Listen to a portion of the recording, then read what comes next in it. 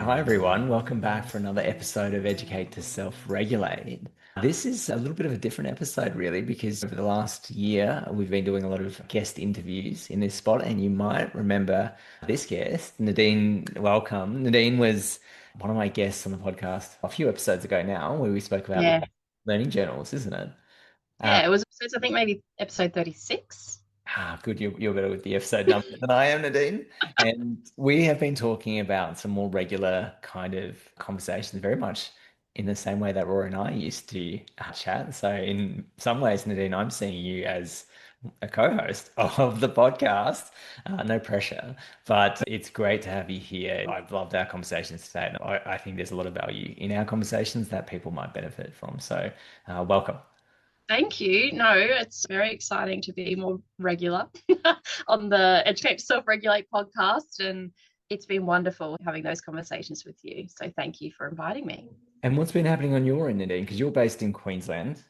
I am. It's already 26 degrees at 9 in the morning here, so that's probably different for everyone. And I've just been on school holidays, but we're back in week one, so right in the thick of preparing, particularly my year 12s for their external exams. How about you? You had a busy week last week. Wow. Yeah, last week was busy with the term break. There were a lot of conferences on last week, and I had the pleasure of being involved in the ACEL, the Australian Council for Education Leaders conference, their national conference, but also the Australian Conference for Lutheran Education, which was also held last week. So, a real gift to be involved in both those conferences to hear the range of speakers, to catch up with Steph McMahon from University of Queensland, which Nadine and I both know. And Steph's doing some amazing work in clarifying the science of learning for educators who perhaps have lost their way with that. I think her session, The Real Science of Learning, I sat in that and she just does such a beautiful kind of guiding of educators to better understand this holistic and multi-dimensional kind of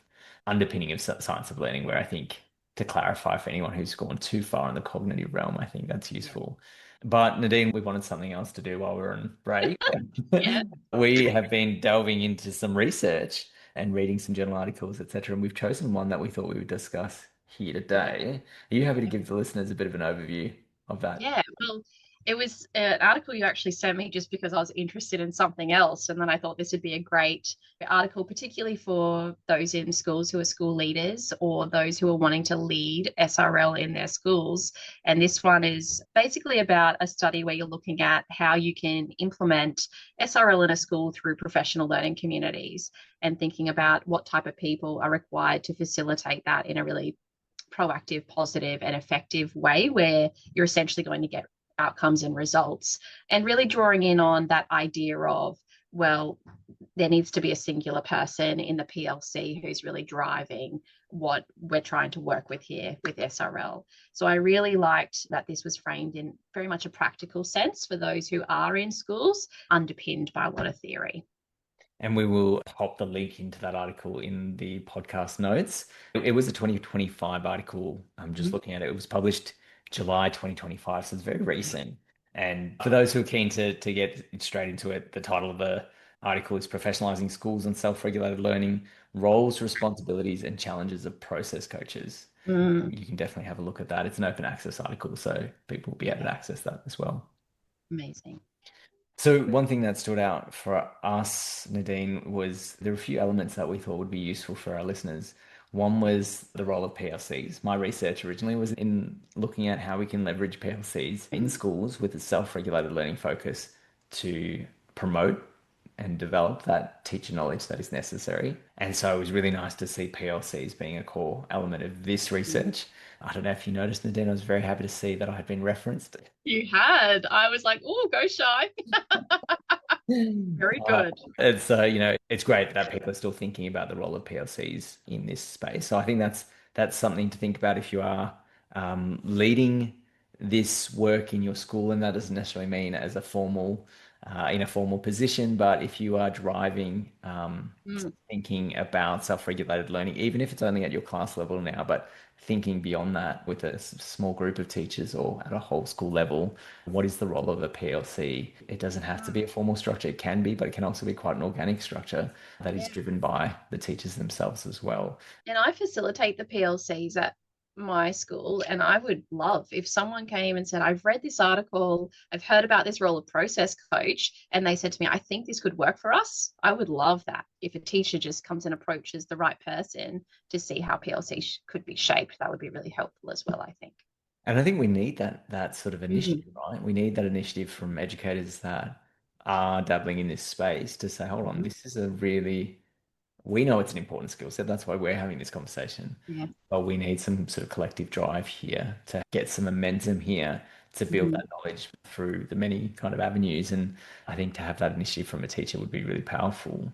Yeah. And as a bit of a side note, we've changed our name to pedagogical learning communities rather than professional to try and make sure we're focusing on the teaching and the art of teaching component. I like that. Are you Mhm. finding that that language is influencing the way the teachers are responding to the PLC? Yes, because we basically did a bit of an small action research working party to look at the development and change. And we changed the individual goal setting to pedagogical enhancement plans rather than like a professional learning plan, to say we want to enhance things, not just develop. There's a very big thing in the semantics about those sorts of things, but the PLC is actually facilitating their individual goal setting. So actually building a collective efficacy in those moments based on their individual work.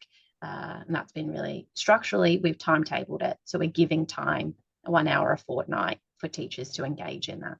I think that's a really powerful element of yours because you're saying we value it, isn't it? That's what that communicates. We value it enough to say that we're going to schedule time for it That's with right.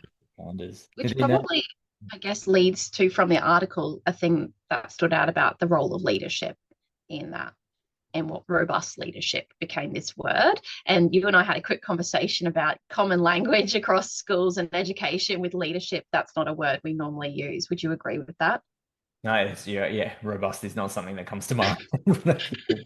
Yeah. But when I did a bit of a dig into like, what does that actually mean? It talked about people being quite resilient, a bit bold, which is hard in a school, being able to communicate effectively, have high emotional intelligence, which these days most people are saying your EQ is more important than your IQ in terms of skill sets. But I guess that's something we probably need the listeners to know, because it's going to take quite a bit of self work to be able to make some change, which is what this article is suggesting. Yes. And that's a really nice segue into the process coach role because that's a big Mm-hmm. element of this particular article. And what is a process coach? The article talks about four different roles of the process coach. They list it sort of there's the coach element, there's the expert element, the coordinator element, and then they've identified the fourth, which we found really fascinating, was that the process coach has to be a learner. And so, just for those listening, in terms of understanding who this person was, this was the person really leading or facilitating the PLCs. In this article, it was PLCs of leaders, 5 to 6 leaders, I think, were in each of the PLCs. But that could easily translate into a school context as well, isn't it? And you could have 5 to 6 teachers or more, and someone who's essentially facilitating that process. That's who this person is. Yeah. And I'd never heard of the term process coach before. I don't know if you have, Shai. And I know this is obviously a new article, but it hadn't quite synthesized in the way that, I've heard it before. And even developing the PLCs here, we've got like a PLC facilitator. And now I'm thinking, maybe coach is the right word. What do you think about the word coach in that lens?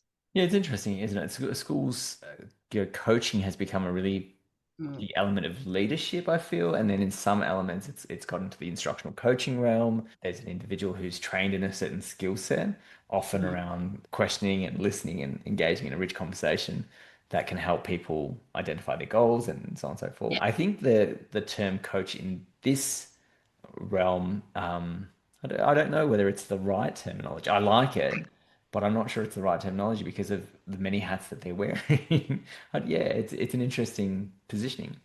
It is. And I think even when they defined it sort of in the article, they talked about giving feedback and providing access to relevant resourcing and cultivating this trust environment, which coaching does. But there's more elements here where they're trying to say you want to give advice and mentoring. And I think if people get too specific on the word coaching, where you're not meant to give advice, that might be a bit tricky. But Shy, as I was reading it, I literally wrote in my notes, is Shy a process coach?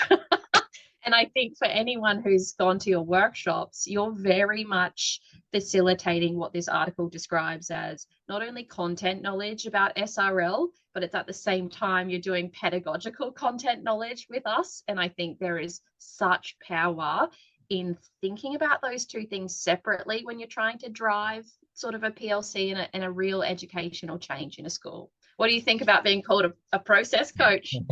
Thanks, Nene. I actually, it's interesting because I think those four roles, coaching, the expertise, the coordinator, and the learner, I can identify with each of those because of the hats I wear. And if that's what they're calling process coach, then that's an honor to be one. I think, um, yeah, because I think all those elements are necessary to give self-regulated learning a position in schools. I think Mm. we need that sort of, and yeah, this is where I'm torn. Is it coach? Is it leading? I'm not sure. Well, it's interesting listeners may not know, but I was fortunate to do a workshop with you in Canberra just before the break. And I literally wrote things like move, motivate means to move, like all those words that you unpack with us. And then I put like leading generally means about inspiring. And then you get to inspire and you're like, breathe life into is what that's meant to be. And so I'm thinking here, and I don't know your thoughts, Shy, but that fourth role that they come up with post sort of their study about learning, is that where the leadership is? Because it becomes innate in your modeling then. Because I know when I'm standing or in your audience, I know you learn constantly. What do you think about being the learner piece and how important that is as the process coach? I think it's fundamental. I think it's fundamental, even not necessarily in the context of self-regulated learning, but I think in leadership in general. I think Mm-hmm. the best leaders that I have worked with are those that are really strongly positioned as learners Mm-hmm. and really comfortable with the idea of not knowing. I think we fall into a trap when we feel we have to know. Mm-hmm. Um, and there's still a perception in some schools where they really want the expert. They want someone who knows. And I go, well, hold on. I hold all my knowledge lightly, and this is what I know right now. But tomorrow that could change because my knowledge is constantly developing, and I'm okay with that. Are you okay with that? Like that's always an interesting conversation because I think some leaders kind of who, particularly those who get thrust into leadership, feel like with the role of leadership, you're expected to know. And actually, I think the best leaders are the ones that are comfortable with not knowing. Yeah, Yeah. 100%. And it takes a bit of vulnerability, I suppose, to say you don't know because you think I'm put in this position for a reason.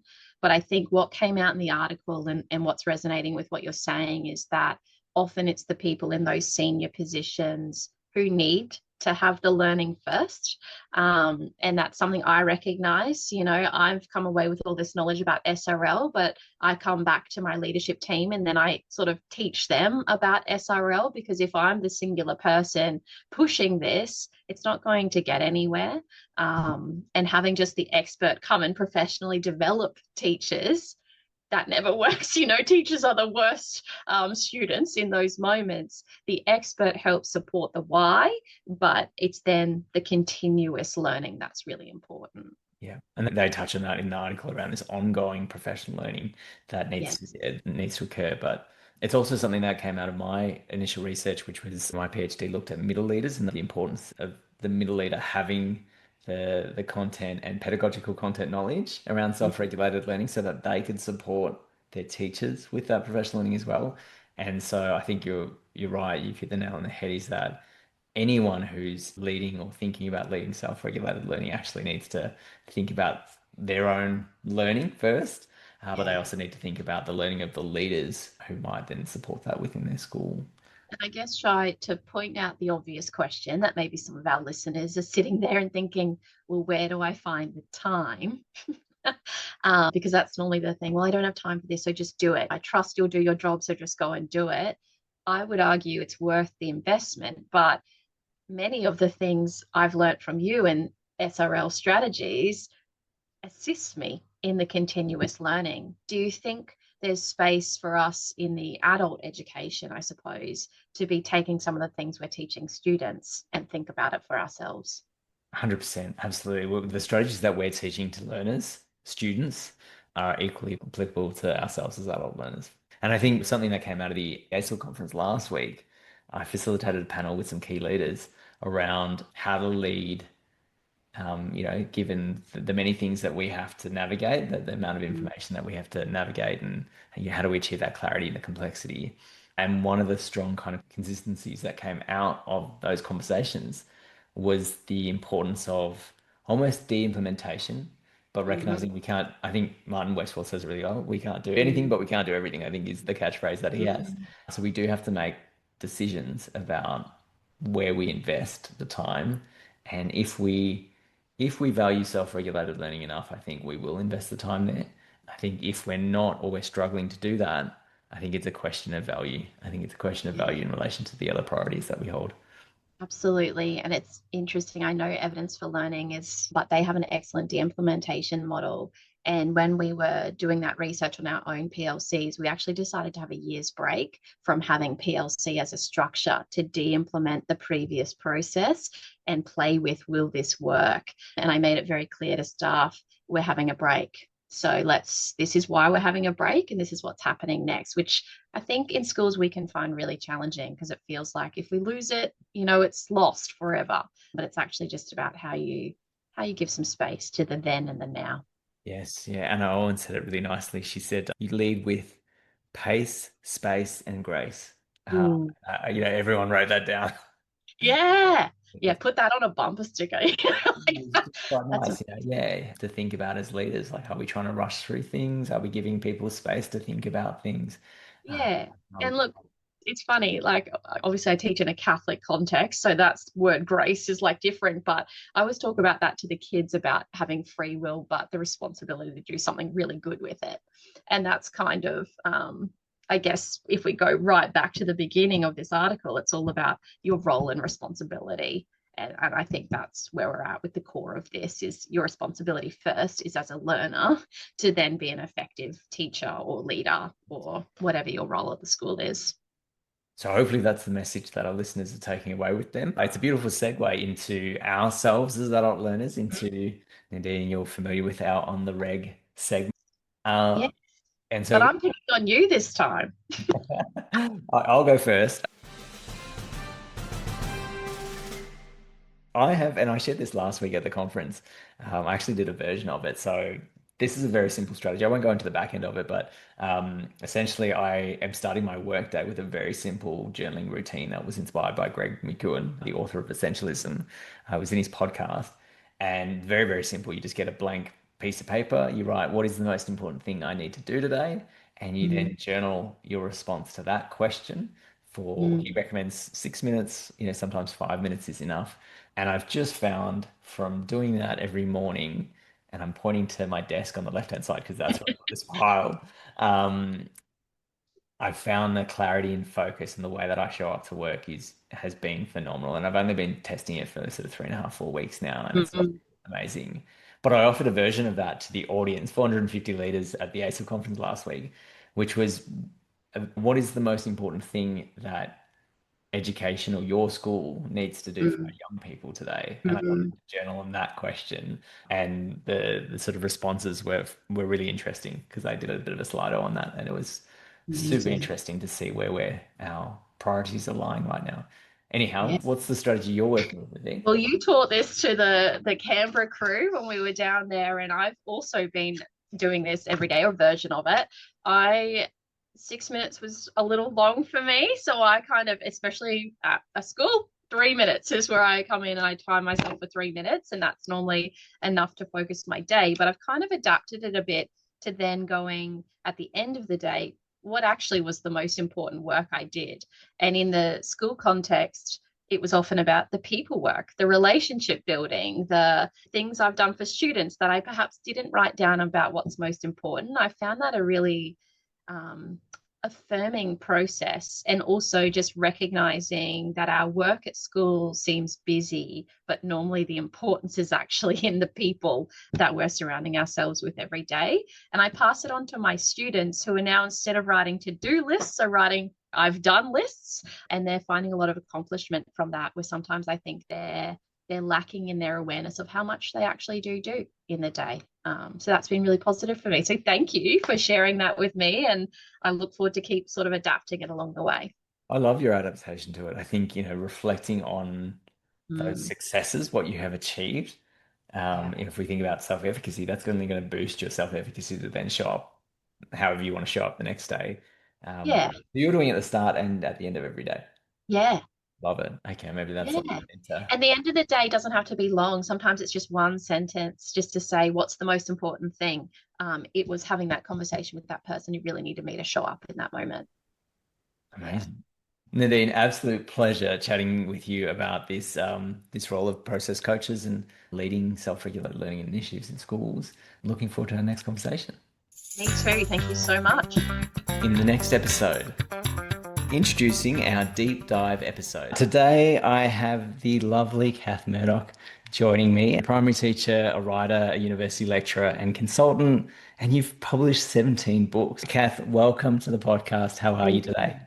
I'm really well, thank you. All the better for seeing you and having the opportunity to chat with someone whose work I admire so much. So thanks for having me on.